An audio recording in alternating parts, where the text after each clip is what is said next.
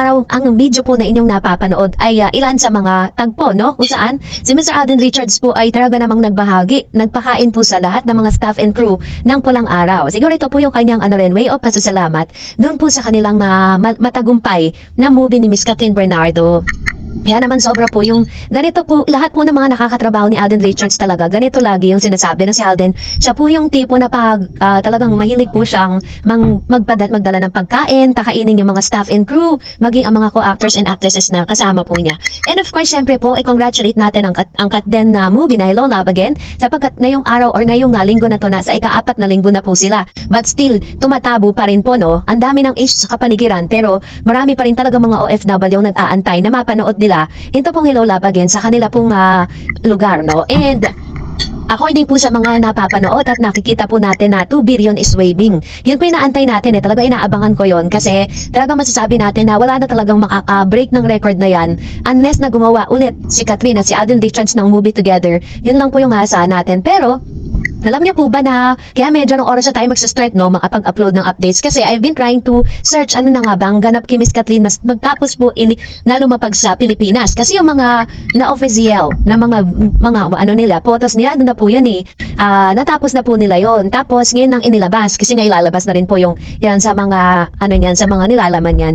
And chinek ko lahat ng social media platform, wala talaga as in kahit sa my day nga Instagram, wala, social media wala, kahit sa Twitter or sa Facebook. Kaya naman pala, kasi feeling ko lang ito po si Kathryn Bernardo is nagde-detox sa social media dahil yung pangalan po niya ni Kathryn Karil, nadamay din sa Racal Jennings scandal, no? Nakakaladkad si Kathryn Bernardo Karil sa issue ni Maris Racal at Anthony Jennings.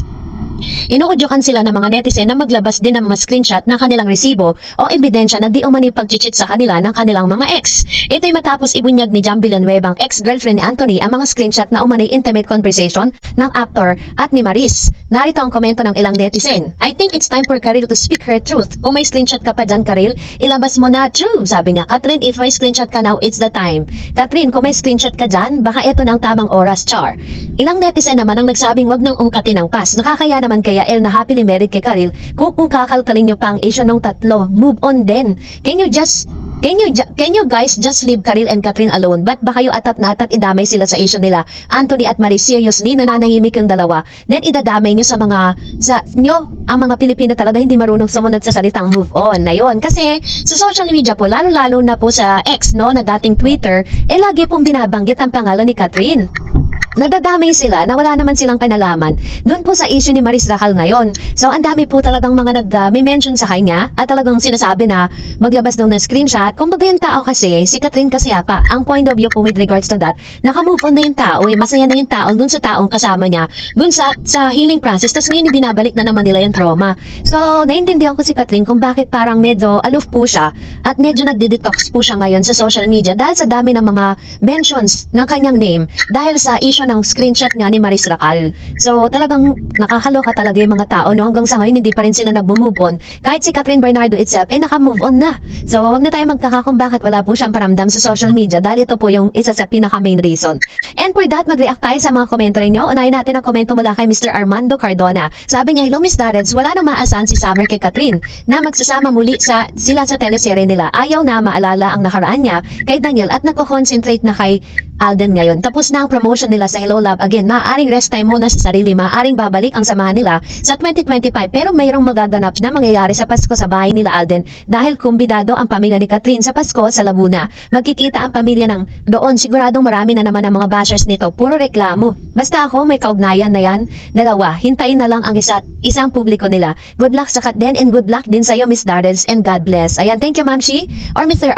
Armando Cardona. And so, tama naman, no? Kasi ito yung talagang rest day talaga or rest time po nila. Tapos ito, sobrang exhausted po talaga sila sa sobrang dami po nilang ginawa. At si Alden talaga yung taong hindi napapagod. Sabi ni Miss Marites Tan, dati gustong-gusto ko si Summer. Kasi dami ko din nakitang video niyang napakahambog at suplado. Napakasama na ugali. Doon ako natiwalag sa pagiging idolo sa kanya. Only cut din na ngayon. Salamat Ma'am Dars and God bless you more. Ayan, ito naman yung kanyang observation. Sabi ni Yusuf Miharma, wag na nila idamay at tinahamon si Miss Catherine na maglabas doon ng mga convo screenshot. Desente at eleganteng tao si Kat. Yung breakup post nila, ang naibabaw pa rin ang respeto. Kaya dyan di yan papatulan ni Miss Catherine. True naman tayo dyan. I agree with you, Ma'am si Yusuf Miharma. Hindi talaga siya papatol sa ganyan. Sabi ni Cathy, yes, buti nga kay DJ. Tignan natin kung may manood sa teleserye. Yes, boycott talaga. Walang problema kung lagi sila magkasama. That's good. May bantay sila sa isa't isa. Ayan.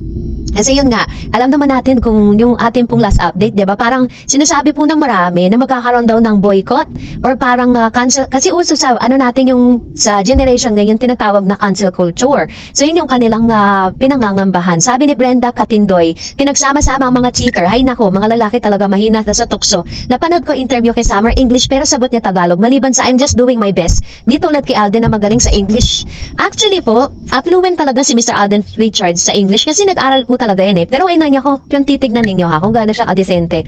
Habang siya po ay nagtatrabaho, nakuha niya pang mag-aral, no? Nag-aral po siya ng college, tapos nag-aral din siya kung paano po maging isang business or parang sa pagiging entrepreneurship, ganon.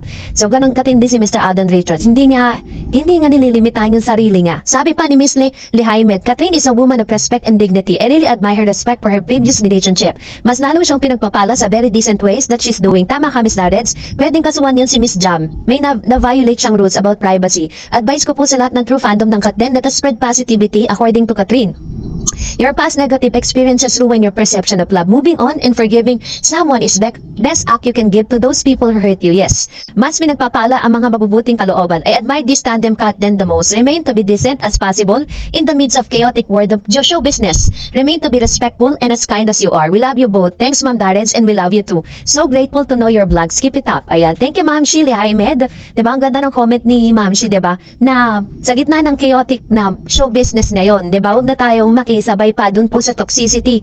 Let us spread love. Tingnan nyo pa si Miss Catherine, lagi nga sinasabi na, laging sinasabi ni Catherine that you can never go wrong with kindness. Yun lagi yung sinasabi. And I know na kaya po naging ganun din, katindi at kaganda ang karera niya dahil maganda kasi yung heart niya, diba? At lahat ng mga values na meron siya. Sabi ni Mr. Renato Sayan, hi Mr. Reds, thanks for this update. Actually, kanina ko patay na abangan kasi trending issue ito sa social media platform. At first, napaisip ako nun may nabasa ako ng mga comments sa X. Ano ba to? Hinihingi screenshot ni Kat para kaninong. Then I found out nag-umpisa kay Maris and Anthony na umabot kay Kat. I firmly believe hindi ganun babae si Kat. Hindi niya gagawin yung meron man siya nakatagong sikreto kay DJ, I never na. True po yan, ha? Kasi kung talagang intention ni Miss Catherine Bernardo na sirain si DJ pagkatapos ang ginawa sa kanya, lalabas sa lahat ng ebidensya. Kasi alam naman natin na maaaring piece off na talaga si Miss Kat. Kaya po, dumating na sila sa point na kailangan nilang tapusin.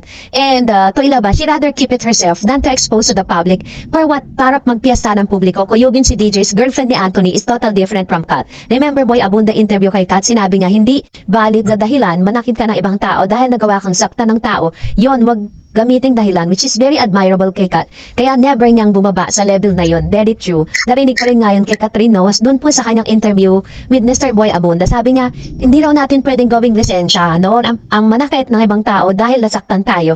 Banda, diba? Sabi ni Miss Malu, bakit naman kasi pinagsama-sama mga alleged cheaters sa isang pelikula? Kaya mamalasin pa yata. Kung si Summer, marami pa rin natitirang fans. Bakit kaya hindi igawa ng ABS-CBN ng solo movie with another female partner? As far as I know, Ma'am Shimalu, doon po sa kanyang pinirmahang kontrata, ang gusto niya talaga solo era siya. Ayaw niya po na raw magkaroon ng ka-love team. Tingnan natin dito sa dito sa teleserye na ginawa po nila. Sabi ni Mr. Emil Cartibi, ang ganda talaga ni attorney, iba ang glow niya. Tignan. Di masisinungaling ang mata. Ayan. Thank you, Mr. Emil Cartivi. Sabi ni Miss Remedios Abes, hoy mga DJ, wag na po ninyong damayin si Catherine dahil masaya na siya sa buhay ni Alden. Kaya wag kayong magkilusyon. Hayaan nyo na si DJ ninyo maging masaya siya sa kanyang collab team. Kaya wag ninyong idamay si Katden, no? Katden forever. Ayan. Kaya nga po kasi, syempre alam niyo na, hindi naman maiiwasan, ganyan talaga ang mga ibang netizen, hindi ko po nila lahat. Ibang mga netizen, yun yung kanilang ginagawa para mapansin na naman sila, diba, sa social media. Magkokomento kahit hindi alam yung magiging cause ng pagko-comment sila. Sabi ni Miss Lehaimed again, kindness begets kindness. Let us always be kind for each other. Katden is known for being so kind. Baka pwede natin silang laging tularan. Love Katden forever. Ayan. Thank you, Ma'am Lehaimed. Ang ganda po ng comments po ninyo. Very positive. Talagang walang halong walang halong toxicity. So, hindi katulad ng mga nagaganap ngayon sa showbiz. Grabe na talaga. And sabi ni Joby, magjowa na talaga yan Miss Darrens and Mr. Denea Rodriguez Mesa. Move on na Summer, naka-move on na si Kat. Kat din na forever. Di ba Miss Darrens? God bless. Ayan. I agree with you, Manshi.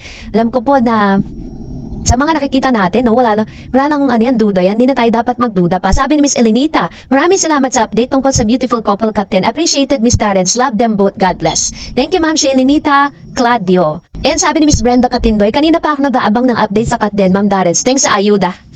Pasensya naman po, ayan. So, salamat po palagi po ninyong pag-abang sa mga updates po natin. I really appreciate all of you for being so supportive. Talagang lagi kayong updated sa mga videos natin. Sabi ni Miss Sinamante, malit kami pa question kay Matakat din lang kami at hindi din namin panonood yung teleserye dahil andyan si Summer Matakat. Ayan, so choice naman ni Ma'am Shian, diba? And sabi ni Miss Elenita, maraming salamat sa update tungkol sa beautiful couple cut din. Appreciate Miss Darrens. Love them both and God bless. Thank you so much to everyone. Pero